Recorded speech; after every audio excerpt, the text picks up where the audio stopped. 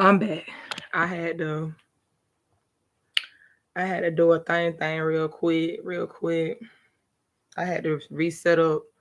Okay, y'all. So welcome to my channel. Y'all,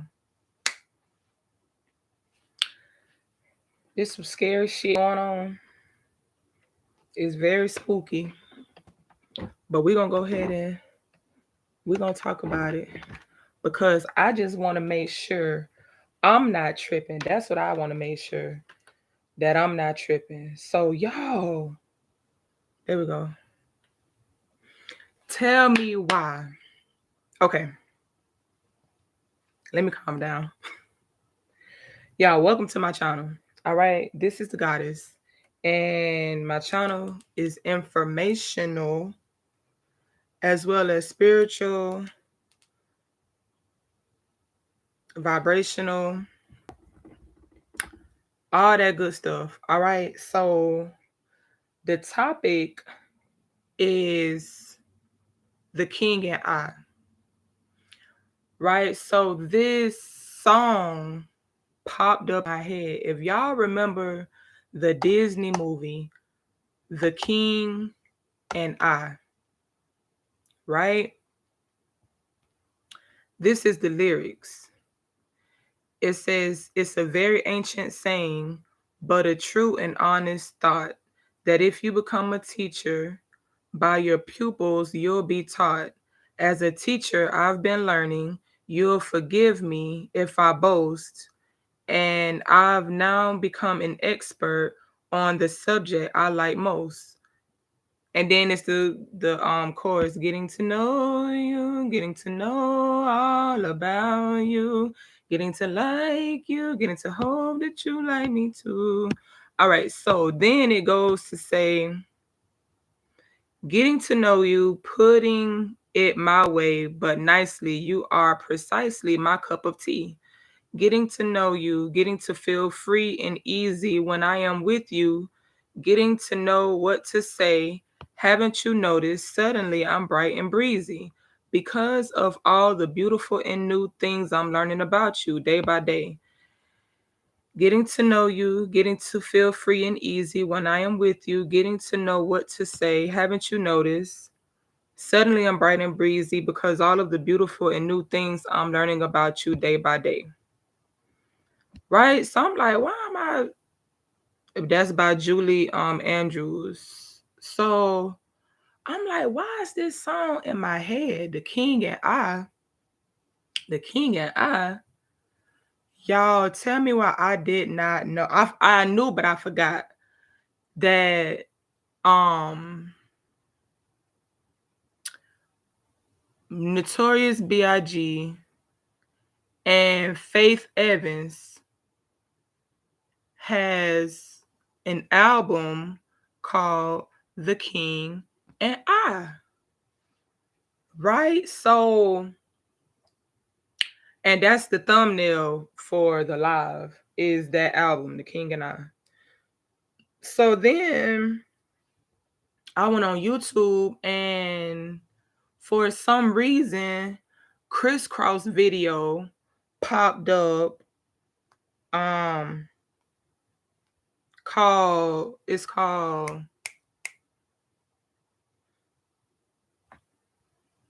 Tonight's the Night.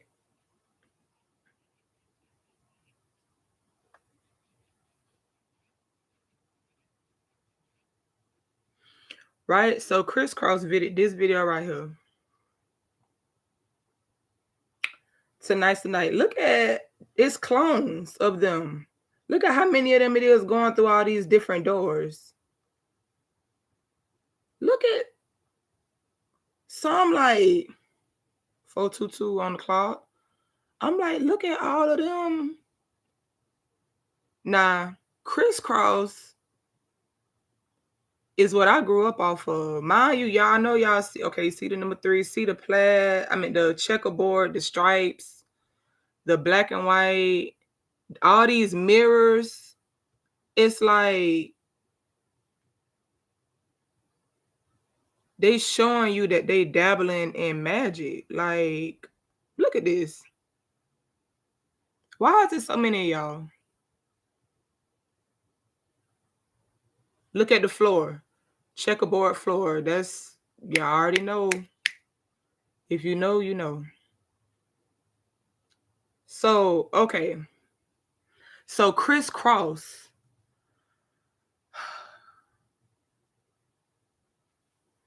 Cross symbolizes Christianity, right? Crisscross represents doing things backwards. And they spelled it with a K, not a C. So for you to cross something, you're to do the opposite of it. So if cross represents Christianity, that means the opposite of Christianity is the Antichrist. All right. Then Chris, they spelled with a K. Okay, now then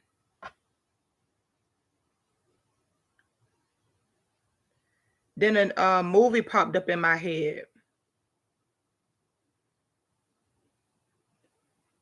Multiplicity. Right? If you've seen Multiplicity is it came out in 1996. It's an American science fiction comedy film starring Michael Keaton and Andy McDowell about a man able to duplicate himself. So Michael Keaton is a busy construction worker struggling to make time for his family and his demanding job. When a scientist offers to clone him, Doug accepts and spawns a slightly more macho version of himself. He decides to create a second clone, but this sparks a series of duplications when his second clone begins to feel overwhelmed. Doug attempts to manage his many clones while trying to keep his wife, Andy McDowell, in the dark. Okay. So then Nunu represents dark, right? In the darkness or of the night. Nipsey trial just started, right? They're trying to keep everybody in the dark about the trial. So, and then Nunu was his chick.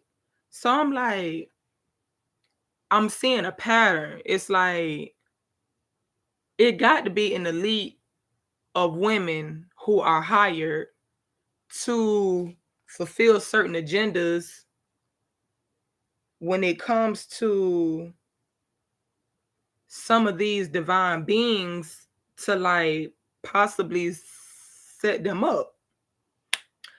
All right, so then I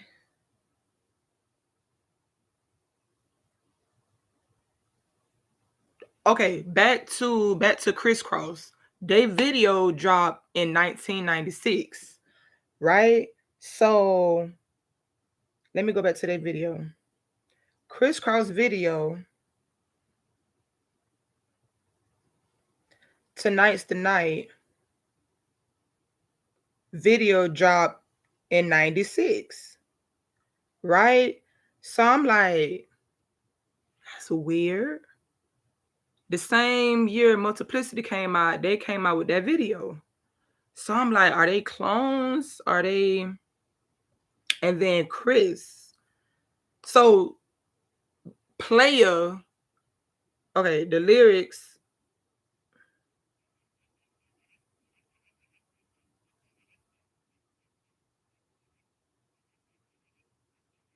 say, uh, like they names 9/11 on the clock. It's Matt Daddy and Daddy Matt.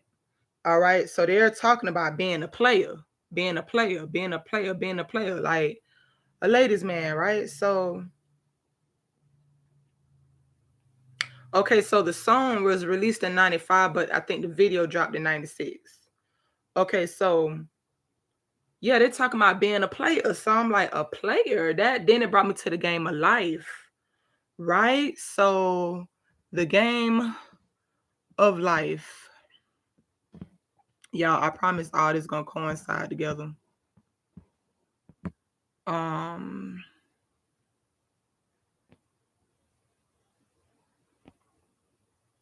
okay, so the game of life is a cellular automaton devised by the British mathematician John Horton Conway. It is the best known example of a cellular automaton. The game is actually a zero-player game, meaning that its evolution is determined by its initial state, needing no input from human players. Um, so rule 1 represents death by underpopulation. Rule 2 represents sustainable life. Rule 3 represents death by overpopulation. Rule 4 represents birth. So it's like the fact that a mathematician created this game, it's like the game is not made for you to win, but if you find a route where you can win, you can prove that what you did actually worked for you to win. If that's, it's like, it's a meticulously irrespective outlook of time. Like, it's like you could say that there's no way that you could win, but then if you win, then it is a way to win, but it's how you made it work. So it's like you playing the game to to to make it work in your advantage, basically, if I'm explaining it correctly. Okay, so then I said, okay, now a player is an area of flat, dried up land, especially a desert, or from which water evaporates quickly. It's also a person taking part in a sport or game. So then I started thinking about, I'm like, damn, it's they telling us, you got the Game of Thrones, you got Ready Player One, you got Hunger Games, you got uh did I say Ready Player One? You got all of these games that's 12 on the clock that's shown. You got Jumanji, you got stuff that continuously show us that this is all a game, right? So Nipsey, on his video Victory Lap, the boat that he was driving, on the side of the boat, it says Playa Maya Tulum, right? I took a screenshot of the boat, Playa Maya Tulum. Okay, so I just told y'all what playa means. So Maya is the supernatural power wielded by gods and demons to produce illusions, the power by which the universe becomes manifest, the illusion or appearance of the phenomenal world. And then you have Tulum, that means wall, trench, or fence. The word Tulum means it's the language and the ancient name of the city was Zama, meaning dawn or sunrise. Nunu is night or dawn. And then he had the victory lap, like it was his last round, like his last round in the game before he got killed, right? And so I'm like,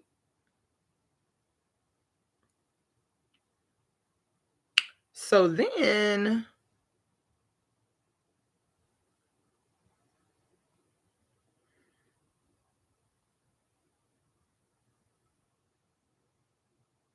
Lexus popped up, like the vehicle, and it's satellites and vehicles.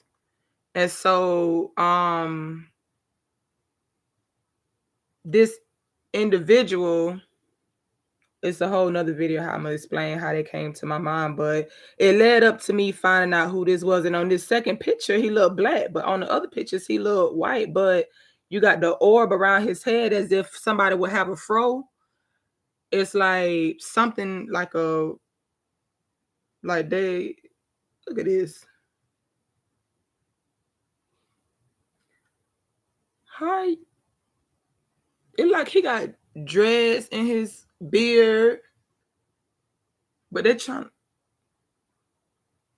They're gonna depict them of being black. But then the next picture, he looked like this. I'm confused. Now you're doing too much. So Alexis of Rome, his name is Saint Alexis of Rome.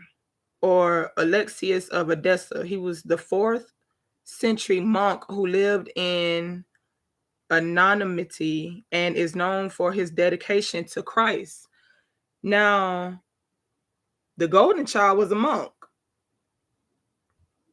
Okay. And then it says there are two versions of his life that are known, a Syriac one and a Greek one. The fact that you had two versions of your life, I don't know if that gives clone energy or what, but the feast that it was dated that he was in history dated July 17th, right? Oh, that look ugly. July 17th in the West. July 17th is when he was at this feast before he died. And he was an Eastern saint whose veneration was later transplanted to Rome. The relocation of the veneration to Rome was facilitated by the belief that the saint was a native of Rome and had died there. This Roman connection stemmed from an earlier Syriac legend, which recounted that during the episcopate of Bishop Rabula, a man of God who lived in Edessa, Mesopotamia, as a beggar and shared the alms he received with the other poor people, was found to be a native of Rome after his death. Now, I just got through talking about Lazarus was a beggar. Now they're saying that Alexius of Rome was a beggar. I don't know if this is supposed to be symbolically the same person, but I'm like, that's interesting. And then so Christopher Wallace, okay.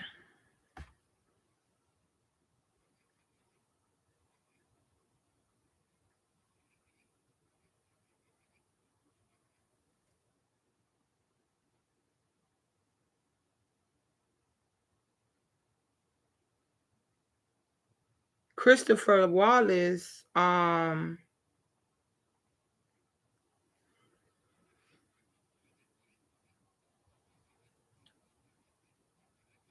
sounds weird. Biggie,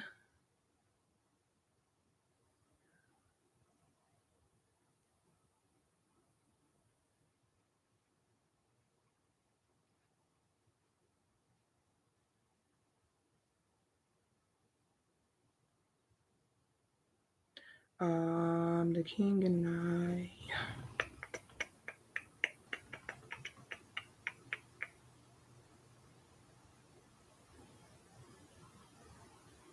Something else was July 17th.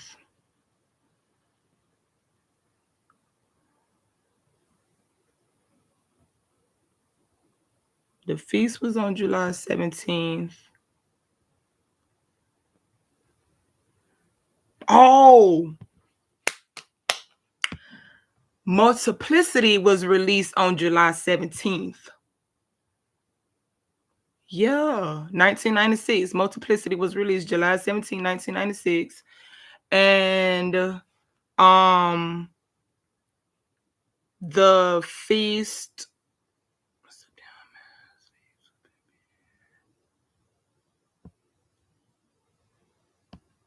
the feast, here we go. The calendar of saints referring to the day as the feast day or feast of said saint. The word feast in this context does not mean a large meal, typically a celebratory one, but instead an annual religious celebration, a day dedicated to a particular saint. The system arose from the early Christian custom of commemorating each martyr annually on the date of their death. So the fact that Saint Alexis of Rome died on that day or feasted on that day, no, he died on that day, and then they basically had made a holiday like to remember him. is the same day that Multiplicity dropped that movie. So then I'm like, okay, so Christopher is short for Chris or Christ. Now, Saint Alexis of Rome was called the man of God. And then Christ means bearer of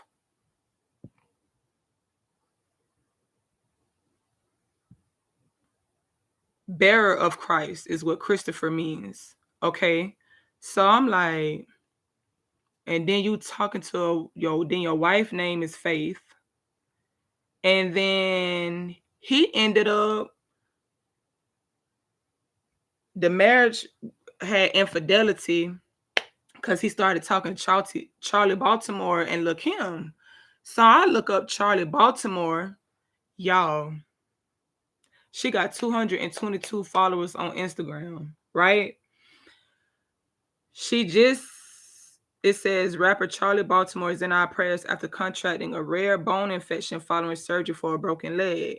Now, mind you, Charlie Baltimore name is Tiffany Lane. Better known as Charlie Baltimore is an American rapper, reality television personality, and occasional actress. Her stage name is taken from Gina Davis's character in the film Long Kiss Goodnight. Right? This is where the shit started getting creepy. So when I looked up the Long Kiss Goodnight, this is the plot. Samantha Kane is a school teacher in her small town, Honesdale, Pennsylvania, living with her boyfriend Hal and her daughter Caitlin. 8 years earlier, she was found washed ashore on a New Jersey beach, pregnant with Caitlin and totally amnesiac. Having never remembered her real name, Samantha has hired a number of ineffective private investigators to discover her past, the latest being a lowlife named Mitch Hennessy. During the Christmas holidays, Samantha is involved in a car accident and suffers a brief concussion. When she recovers, she finds she possesses skills with a knife that she cannot explain. Shortly thereafter, the family home is broken into by One-Eyed Jack, a convict who escaped from jail after seeing Samantha's face on TV. Samantha demonstrates her fighting prowess by killing Jack barehanded, worried that she poses a danger to Hal and Caitlin. Samantha leaves with Mitch, who has found a suitcase belonging to her to seek out answers. The suitcase contains a note directing them to Dr. Nathan Waldman. They arrange to meet at a train station, unaware that government agents are tapping the doctor's calls, Lord.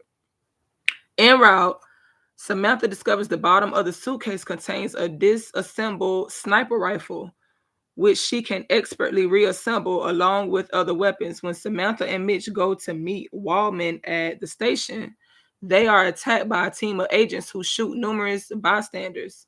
But the two escape with Waldman's help. The doctor informs Samantha that she is really an expert CIA assassin. Charlene Elizabeth Charlie Baltimore, who had disappeared 8 years prior, unsure if they can trust Waldman. Samantha and Mitch leave him behind and seek another contact named on a note in the suitcase, Luke, believing he may be Charlie's fiance. Waldman catches up with them and tries to warn them that Luke is actually Charlie's last assassination target, Dallas. However, Luke kills Dr. Waldman, then straps Samantha to a water wheel and tortures her by repeatedly submerging her into cold water. After being tortured, she is finally jolted into remembering her past life. Samantha frees herself, kills Luke, and escapes with Mitch.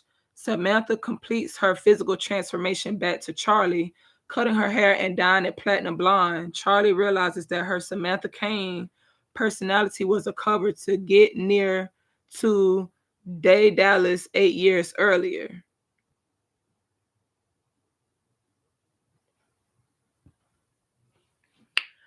Now, come on now.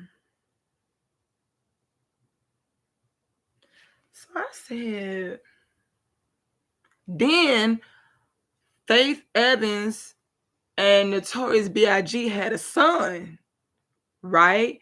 His name is Charlie. I'm sorry. His name is Christopher Wallace Jr., right? So tell me why he played in this movie called New Year's Evil.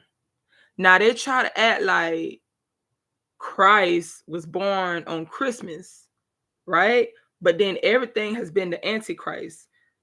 Even like back when they started saying Christmas as Xmas and all of that. So your daddy named Christopher, which is supposed to be bearer of Christ or a man of God, but you play in a movie that says New Year's Evil.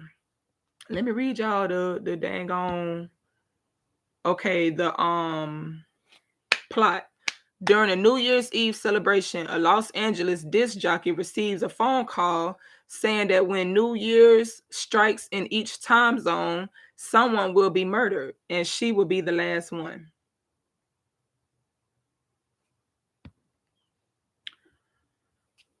It's giving rituals. Because why would you play in a movie about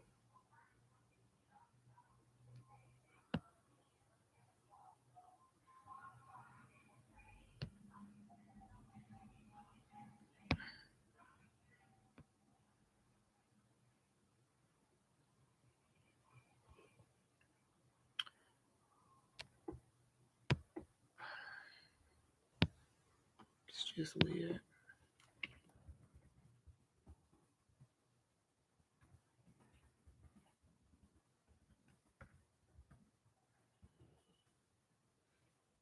His name is CJ Wallace. Movies and TV shows.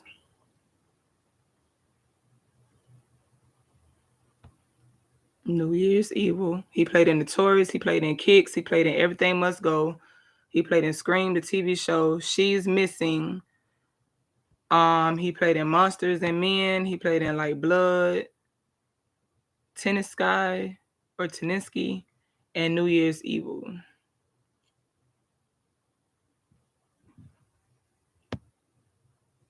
That's so I'm like, what if Notorious B.I.G. was a clone? What if these celebrities are being cloned? That's part of their contract. And then when things happen to them, the grievances of their fans is what these elites use to, if they kill them on a particular day and then people grieve them on that day, they can harness that energy for another agenda. Like when Aaliyah died, the world felt it. When Michael Jackson died, the world felt it. Like, this is all a part of the game of life. And why would he have an album of The King and I with Faith Evans? And then, like, it's just, I don't, y'all, make it make sense. Make it make sense. And The King and I used to be my favorite. Like, this was my movie. That was my movie. All right, y'all. Like, subscribe, and share. Until next time.